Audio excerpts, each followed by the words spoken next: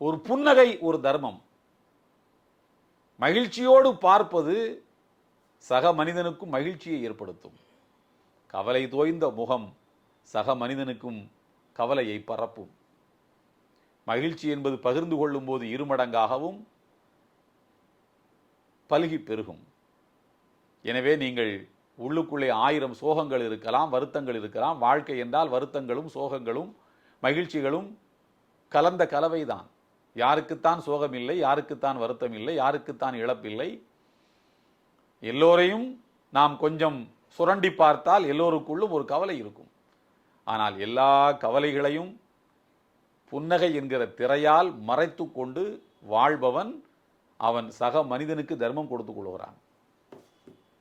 தனக்குத்தானே ஒரு தர்மத்தை அவன் கொடுத்துக் கொள்கிறான். அது என்ன தர்மம் என்றால் தன் கவலையை போக்குகிற தர்மம். சக மனிதனுக்கு அவன் கொடுக்கின்ற தர்மம் மகிழ்ச்சியை பரிமாறுவதுதான். நபிகள் நாயகம் அவர்கள் எப்படி இருப்பார்கள் என்று அவர்களுடைய அணுக்கமான தோழர்களிடத்திலே கேட்டபோது அவர்கள் சொல்கிறார்கள், எந்த நேரமும் அவர்கள் புன்முறுவல் பூத்த வண்ணமே இருப்பார்கள். அபூர்வமாகவே அவருடைய முகத்தில் கவலையின் ரேகைகள் ஓடுவது உண்டு. எனவே தர்மம் என்பது பணம் மாத்திரம் அல்ல.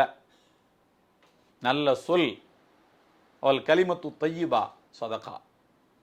நல்ல சொல் ஒரு தர்மம். ஒரு செய்தியை இன்னொரு மனிதனுக்கு கடத்துவது, இன்னொரு மனிதனுக்கு சொல்லுவது 2 வகையாக சொல்லலாம். கடினமான சொற்கள் கொண்டும் சொல்லலாம், மென்மையான வார்த்தைகளை பயன்படுத்தியும் அந்த செய்தியை சொல்லலாம். நீங்கள் கரடுமுரடான சொற்களை பயன்படுத்தி எதையும் எடுத்துரைக்க வேண்டும் என்று நினைக்காதீர்கள். மென்மையாகவே சொல்லுங்கள்.